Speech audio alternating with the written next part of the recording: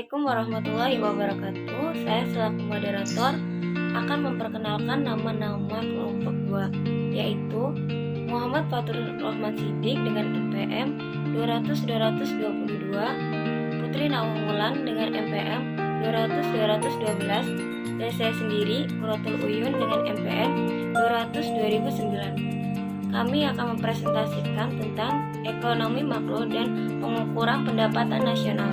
Selamat menyaksikan.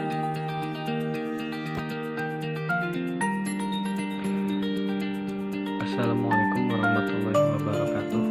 Perkenalkan, nama saya Muhammad Fatur Rahman Siddiq, NPM 200-20022. Di sini saya akan memaparkan tentang pengertian ekonomi makro. Pengertian ekonomi makro merupakan bagian dari ilmu ekonomi yang harus dipelajari mekanisme bekerjanya perekonomian secara keseluruhan. Makroekonomi dapat digunakan untuk menganalisa target-target kebijaksanaan seperti pertumbuhan ekonomi, inflasi, tenaga kerja, dan keseimbangan neraca pembayaran yang berkesinambungan. Pengertian makro dalam buku Konsep Dasar Pembangunan dan Pertumbuhan Ekonomi pada 2018 karya Tamrin adalah ilmu ekonomi makro yang mempelajari perekonomian sebuah negara secara komprehensif. Hubungan yang dipelajari ekonomi makro adalah variabel agregatif.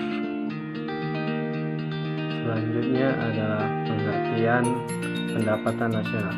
Pendapatan nasional adalah total produksi atau jasa yang dihasilkan oleh masyarakat di suatu negara. 2. Istilah yang umum digunakan adalah GDP atau GNP atau PDB atau PNB. Selanjutnya, metode perhitungan pendapatan nasional. Untuk mengetahui negara mengalami pertumbuhan secara ekonomi atau tidak, biasa dilihat dari pendapatan nasional negara tersebut. Ada 3 cara perhitungan pendapatan nasional. 1. Metode output atau metode produksi.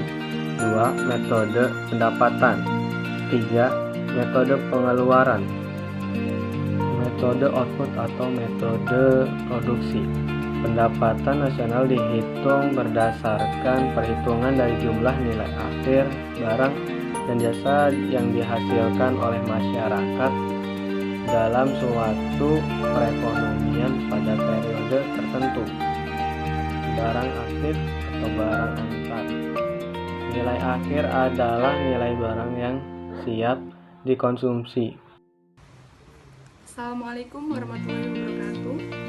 Saya Putri Nawang dari kelompok 2 dengan NPM 200200012 akan melanjutkan materi tentang ekonomi makro, pengukuran dan pendapatan nasional. Adapun materi yang akan saya sampaikan adalah sebagai berikut. Contoh perhitungan pendapatan nasional seperti pada tabel di bawah ini. Nilai pakai jadi adalah 5.000 atau nilai yang tertera pada nilai akhir dan juga penjumlahan nilai tambah dari pakaian jadi. Inilah yang disebut dengan double counting. Jadi untuk lebih baiknya, menghitung pendapatan nasional dengan menghitung nilai tambah dari masing-masing produksi. Secara aplikasinya, untuk menghitung pendapatan nasional dengan pendekatan produksi, dilakukan dengan menjumlah produksi seluruh sektor lapangan usaha dalam kegiatan produksi. Metode pendapatan atau income approach. Pendapatan nasional yang dihitung dengan menggunakan pendekatan pendapatan, yaitu dengan jalan menghitung semua pendapatan dari masing-masing pendapatan dari faktor-faktor produksi, seperti pendapatan dari tanah atau sewa, modal atau bunga, tenaga kerja atau upah, dan kewirausahaan atau profit.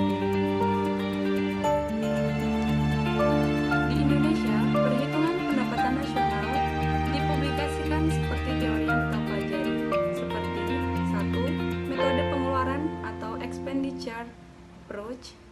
menggunakan metode pengeluaran PDB atau PM merupakan jumlah total pengeluaran dalam perekonomian selama periode tertentu. Ada beberapa jenis pengeluaran dalam suatu perekonomian sebagai berikut. 1. Konsumsi rumah tangga, household consumption. 2. Konsumsi pemerintah atau government consumption. 3. Pengeluaran investasi atau investment expenditure.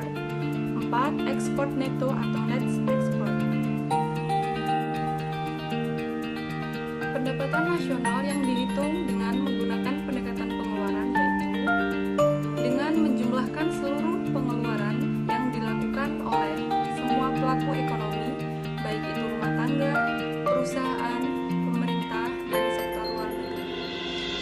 Konsumsi milik rumah tangga adalah pengeluaran sektor rumah tangga yang digunakan untuk konsumsi baik barang ataupun jasa yang habis pakai maupun non habis pakai dalam satu tahun. 2. Konsumsi pemerintah. Yang termasuk dalam konsumsi pemerintah adalah pengeluaran pemerintah yang digunakan untuk belanja barang dan jasa tidak termasuk tunjangan nasional. 3. Pengeluaran investasi adalah pengeluaran yang dikeluarkan oleh dunia usaha untuk menciptakan atau meningkatkan nilai tambahan. 4. Ekspor neto. Yang dimaksud ekspor bersih adalah selisih antara ekspor dengan impor. Ekspor neto yang positif adalah menunjukkan bahwa ekspor nilainya lebih besar dibandingkan dengan nilai impor. Pengeluaran dari rumah tangga adalah konsumsi rumah tangga atau C. Pengeluaran perusahaan adalah investasi swasta atau I. Pengeluaran pemerintah atau G. Dan pengeluaran sektor luar negeri atau ekspor X dan impor M. Ketiga, pendapatan per kapital. Pendapatan per kapital adalah besarnya pendapatan rata-rata penduduk di suatu negara. Pendapatan per kapital didapatkan dari hasil pembagian pendapatan nasional suatu negara pada satu tahun tertentu dengan jumlah penduduk negara pada tahun tersebut. Pendapatan per kapital terdiri atas dua jenis, yaitu sebagai berikut. 1. Pendapatan pribadi. 2. Pendapatan disposable. Pendapatan pribadi. Pendapatan pribadi dapat diartikan sebagai semua jenis pendapatan termasuk pendapatan yang diperoleh tanpa memberikan suatu kegiatan apapun yang diterima oleh penduduk suatu negara. Dari arti istilah pendapatan pribadi ini disimpulkan bahwa dalam pendapatan pribadi telah termasuk juga pembayaran pindahan. Pembayaran tersebut merupakan pemberian yang dilakukan oleh pemerintah kepada para penerimanya, tidak perlu memberikan suatu balasan jasa sebagai imbalan. Pengertian pendapatan disposable.